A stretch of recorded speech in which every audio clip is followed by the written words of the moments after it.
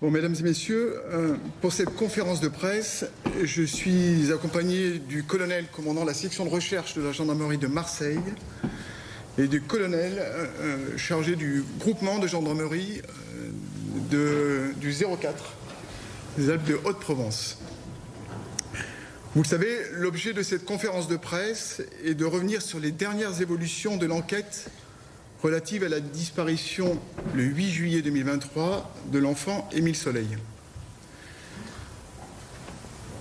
Je voudrais dire d'abord en mon nom, mais aussi au nom de tous les enquêteurs qui ont participé aux recherches et aux investigations, que nos premières pensées sont réservées aux parents et à la famille d'Émile Soleil qui ont vécu et continuent de vivre des heures douloureuses avec une dignité, une retenue qui nous invite tous au respect de cette douleur, mais aussi à la mesure. Avant d'en venir aux évolutions de l'enquête, je souhaite revenir brièvement sur les heures et les jours qui ont suivi la disparition d'Émile Soleil. La disparition d'Émile a été signalée, vous le savez, aux autorités le 8 juillet 2023 à 18h.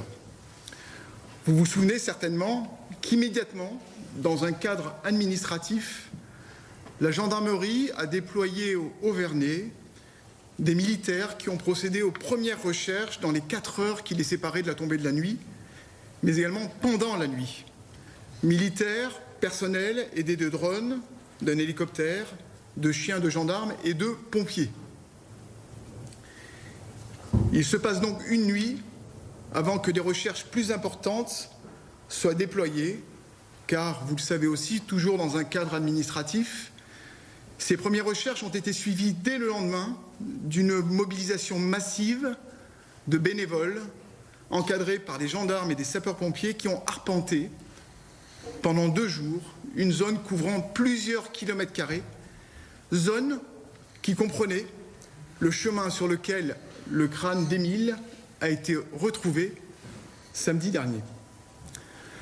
2 jours pendant lesquels des chiens pisteurs ont été employés tandis que la zone était survolée par des drones et un hélicoptère doté de caméras thermiques, en vain, comme vous le savez aussi. À ces premières recherches ont succédé des recherches et des investigations judiciaires plus spécifiques, concentrées dans et à proximité immédiate du village. Je rappelle que très vite, à l'idée que l'enfant pourrait s'être égaré, s'est ajoutée l'hypothèse de l'intervention d'un tiers. Pendant cette deuxième phase des recherches et des investigations ont été employés entre le 23 et le 25 juillet 2023 des drones et des chiens spécialisés dans la recherche de cadavres, dont je peux dire aujourd'hui avec certitude que eux n'ont pas couvert la zone dans laquelle les ossements d'Émile ont été retrouvés le 30 mars dernier. Les enquêteurs, à ce moment-là, se sont concentrés sur des points d'intérêt essentiels. Et là, je veux, pendant quelques instants, donner la parole au colonel qui va nous dire les moyens qui étaient employés à ce moment-là pour essayer de retrouver Émile. Bien, donc là, dès les premiers jours, nous avons créé une cellule nationale d'enquête armée par une vingtaine d'enquêteurs spécialisés de la section de recherche et du groupement de gendarmerie. Et donc c'est composé, alors cette cellule d'enquête était composée d'un directeur d'enquête adjoint, d'un coordinateur de scène de crime, d'analystes criminels et d'équipes d'enquêteurs. Cette cellule n'a jamais cessé son travail depuis le premier jour. Elle a utilisé régulièrement, en fonction des signalements et des actes d'investigation que nous menions, des moyens spécialisés mis en place par la gendarmerie nationale. Je peux vous citer quelques exemples.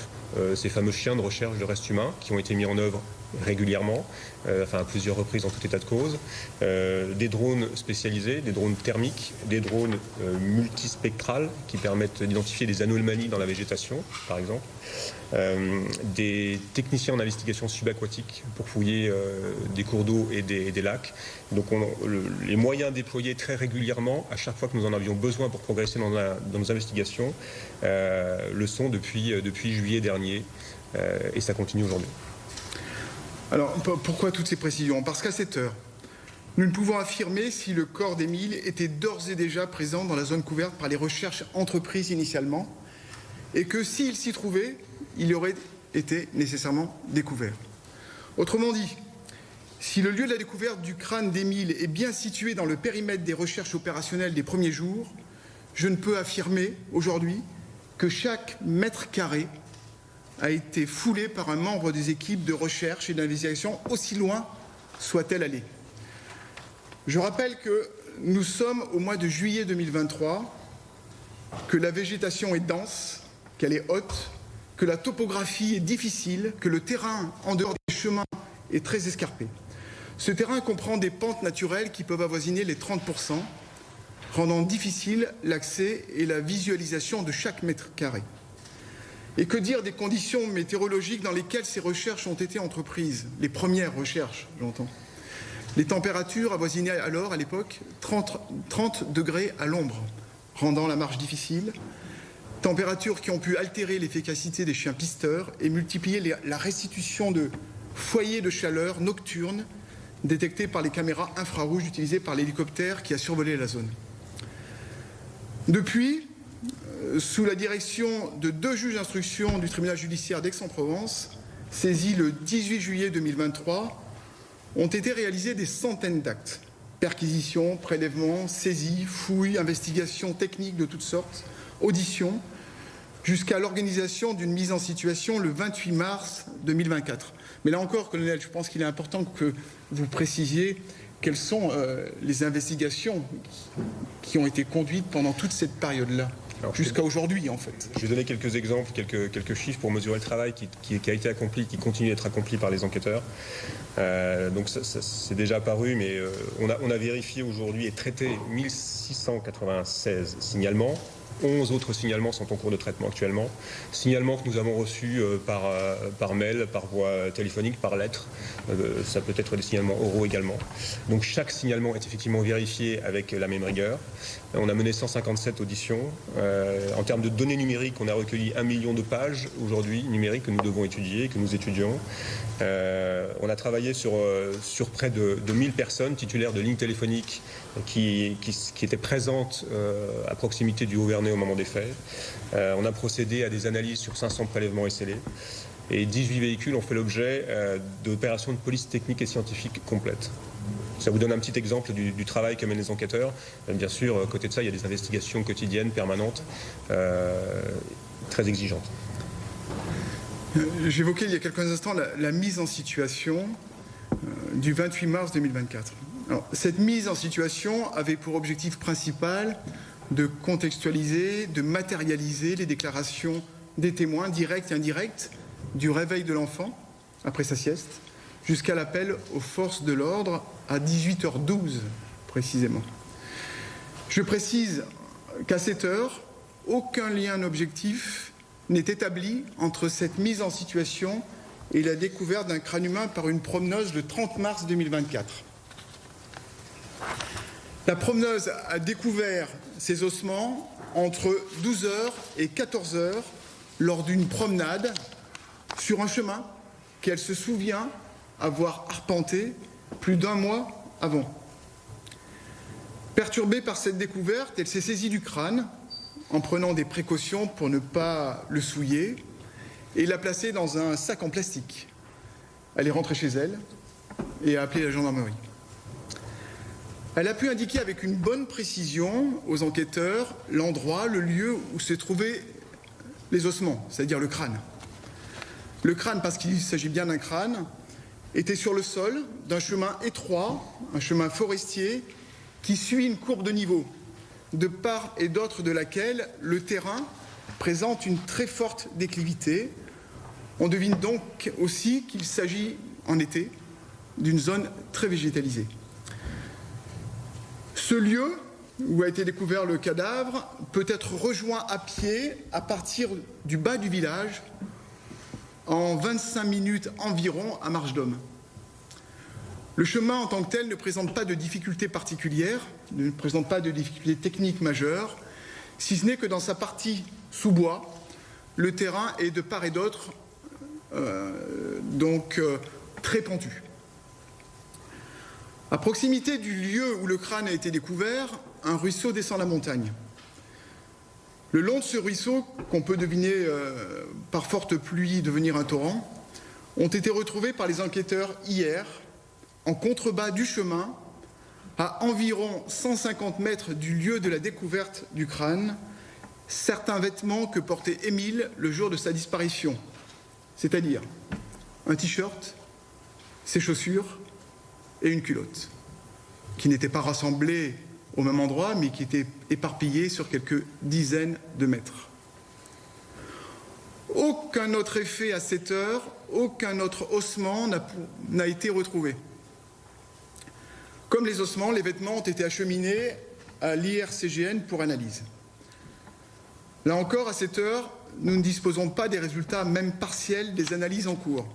En revanche, les premières analyses du crâne ont permis de révéler les informations suivantes. Le crâne présente de petites fractures et des fissures post-mortem. Aucun traumatisme anté-mortem n'a été observé.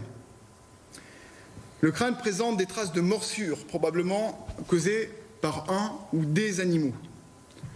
Une maxillaire est absente, sans que l'on puisse savoir aujourd'hui si cette maxillaire s'est détachée naturellement ou sous la forme d'une traction, sous la force d'une traction, pardon.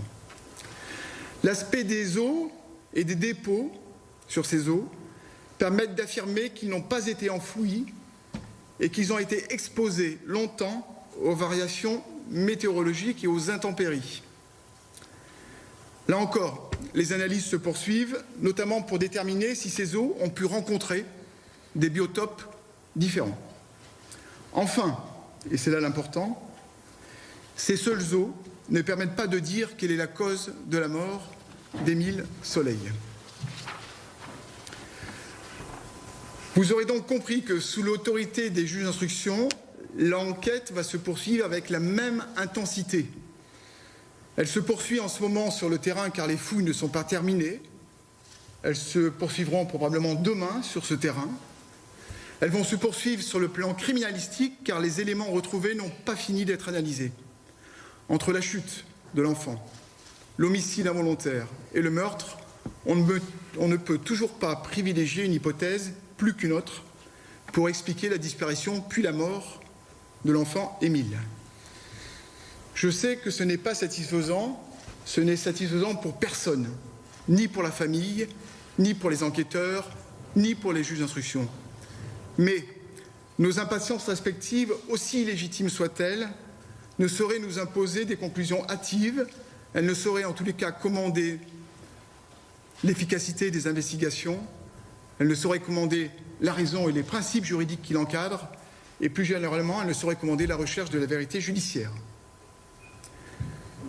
Voilà, j'en ai terminé de cette intervention et nous laisserons la place à quelques brèves et courtes et peu nombreuses questions.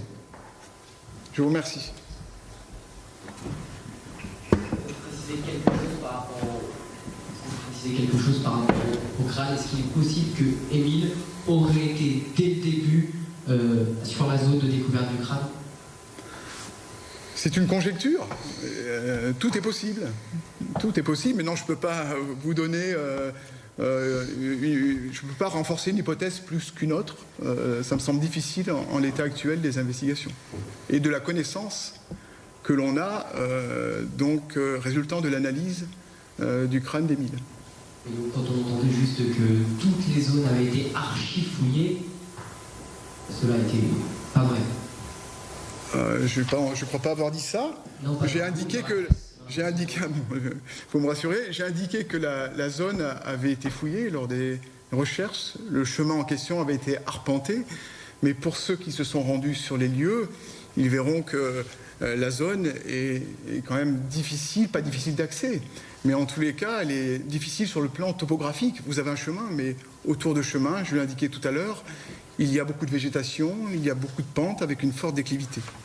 Je ne sais pas si vous voulez ajouter quelque chose, colonel, à cette... Non, simplement confirmer vos propos. En été, il y a une densité végétale qui est extrêmement importante et un relief qui est très particulier. Effectivement, le cheminement d'un enfant dans cette zone-là est nécessairement compliqué. Donc, pour l'instant, il est impossible d'émettre effectivement une hypothèse.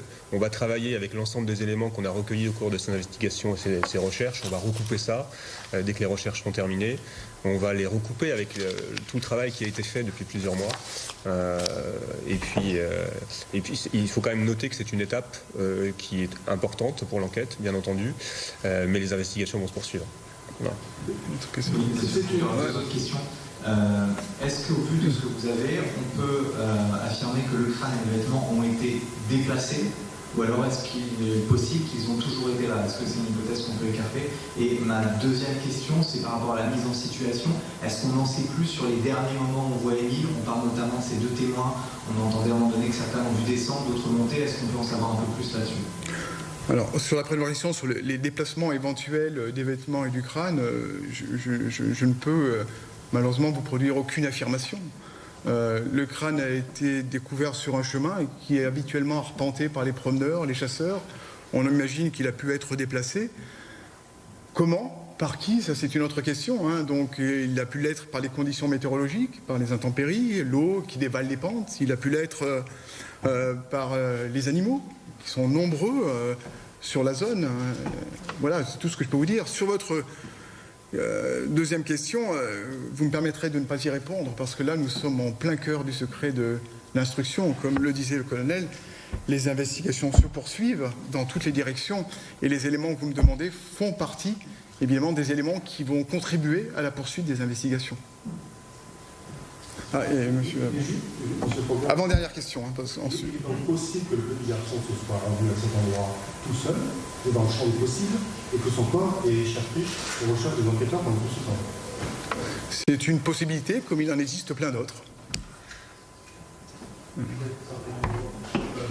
voulais savoir si le fait que les ossements aient pu être déplacés, et notamment emportés par la promeneuse, peut rendre difficile le travail d'identification et de technique criminelle, ou bien est-ce que le fait que ce soit ancien, bon, a priori, ça ne peut pas polluer la zone? Non. Le travail, d'ailleurs, une partie du travail a déjà été effectuée par l'IRCGN. Et effectivement, nous nous sommes posé les questions de cette promeneuse qui avait rapporté ses ossements effectivement chez elle. Mais l'ensemble des opérations que nous avons menées ensuite ont permis de fiabiliser sa parole et son témoignage. Et pas de détérioration de... Non. Selon les experts de l'IRCGN, non. Elle l'a ramené chez elle? C'est ce qui a été dit tout à l'heure. Oui. Il y a eu la raison. Comment on explique qu'elle ait ramené le crâne chez elle? Ça, c'est une question. Comment elle l'explique, en tout cas? Ah, ben, elle l'explique parce que c'est un réflexe. C'est une femme qui voulait bien faire. Monsieur le procureur, bonjour. Deux questions. La première par rapport à cette promeneuse, est-ce que vous pouvez nous donner un petit peu son profil? Est-ce une habitante du Vernet ou du Haut-Vernet? Et deuxième question, vous avez dit, si j'ai bien compris, que les os ont été retrouvés à 25 minutes de marche du village, mais par rapport au Haut-Vernet, c'est quelle distance exactement? La distance, alors ça dépend comment vous calculez la distance. Il y a la distance à vol d'oiseau et il y a la distance à pied. La distance à vol d'oiseau, je crois que ça fait, si je ne me trompe pas, colonel, 1,7, ouais, 1,6, 1,7 km. La distance à pied, je ne la connais pas précisément, 25 minutes. Un homme normalement constitué marche à environ 4 km à l'heure. Donc voilà, c'est environ à peu près un peu moins de 2 km, donc un peu plus de 2 km. C'est à vol d'oiseau 1,6 km. Oui. Effectivement, par le chemin, c'est un peu plus long, ça fait 2,5 km, un peu plus de 2 km exactement. Une dernière question? Pas d'informations à donner sur cet aspect-là du dossier. Est-ce que sur cette distance, Émile aurait pu la parcourir tout seul à pied ou pas? Alors, sur cette question-là, évidemment, je ne suis pas un spécialiste, simplement chacun se fera son idée. Certains d'entre vous, certainement, connaissent des enfants qui sont susceptibles de marcher longtemps, d'autres sont susceptibles de marcher moins longtemps. Ça, je ne sais pas quelle était sa capacité à la marche, je ne peux pas vous dire. Cette enquête, il a évolué ou pas? L'enquête est toujours... Alors, le cadre d'enquête est toujours le même. Je rappelle que nous sommes dans le cadre d'une information judiciaire ouverte initialement donc en recherche des causes de la disparition, puis donc enlèvement et séquestration. Le cadre d'enquête aujourd'hui, donc en tout cas satisfait au pouvoir dont ont besoin les juges d'instruction pour la poursuite. On verra plus tard, en fonction de l'évolution de l'enquête, s'il faut faire évoluer la qualification juridique qui a été retenue au mois de juillet dernier.